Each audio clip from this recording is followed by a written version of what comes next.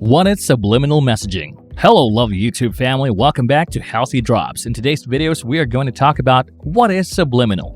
But before we start, I would want you to hit that red subscribe button so that you never miss out on any of our videos. Since its inception in 1957, subliminal messaging has been viewed with skepticism. Some believe that brands unwittingly affect our thoughts, while others deny the existence of subliminal messaging entirely, particularly in advertising and branding. However, opinions disagree when it comes to the aim, legitimacy, and power of subliminal messages. Companies like Coca-Cola and Disney have been accused of using subliminal messages in their advertisements. Still, it appears that few people understand what subliminal messaging is and how effective it is. According to research conducted over the years, people can ingest information that influences their decisions and actions without being conscious that their perception is being altered. What is subliminal messaging and how does it work? Subliminal communications work by appealing to the subconscious mind in two ways, visually or audibly, although their reach is limited to human perception. They may not be visible to the conscious mind, yet they influence the subconscious mind in unimaginable ways. Perhaps this is why many people are uneasy with the idea of subliminal messaging. It appears to be a spiritual force with no limitations. This also implies the subliminal signals, whether sound or image, are perceived by deeper or unexplored portions of the mind. As suspicions about subliminal messaging circulate, it has been proposed that traces of it can be found in advertising, even political broadcasts used for propaganda.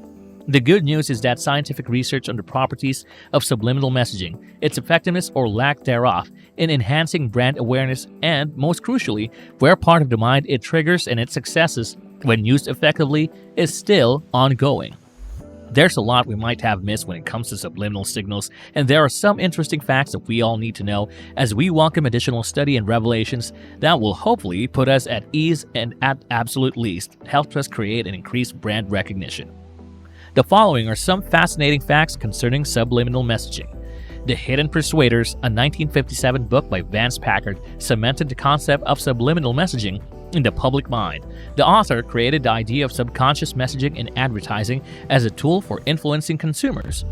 During a viewing of the movie Picnic in the summer of 1957, James Vicari experimented with subliminal visual cues, flashing messages like "Drink Coca-Cola and hungry, popcorn is delicious," for 1/3000th of every second every 5 seconds, said to be below the threshold of conscious perception.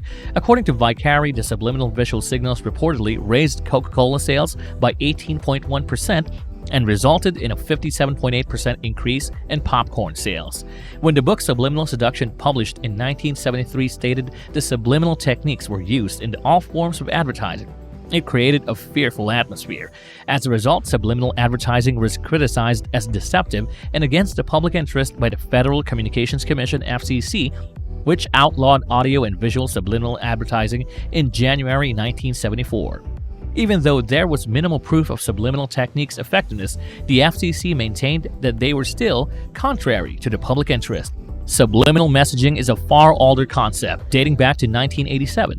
A tachytoscope, an instrument used to flash objects' images briefly as a way of releasing subliminal messages, was used to help soldiers identify enemy planes from a short range during the Second World War. Subliminal messages are helpful in psychotherapy, where psychologists employ them as a sort of subliminal communication to aid patients in recovering from mental illness.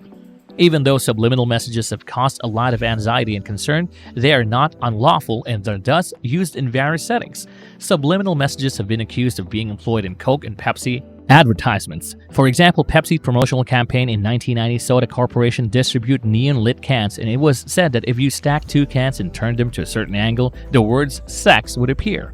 On the 27th of January 2007, during the Food Network's Iron Chef America program, the McDonald's logo appeared for a brief frame, prompting changes of subliminal advertising. The channel simply explained it away as a glitch. According to reports, Tiger Woods uses subliminal messaging to keep focused during golf competitions. The instances given above are only a few examples of how subliminal messaging has allegedly been employed in the past. Is subliminal messaging used by brands and political organizations? And if so, how effective is it as an advertising strategy or a weapon for pushing a particular agenda? These are open-ended questions that have yet to be definitively and experimentally resolved. And that's all for today, folks. I hope you liked the video. If you did, make sure to hit that like button and subscribe to the channel so that you never miss any amazing videos from us.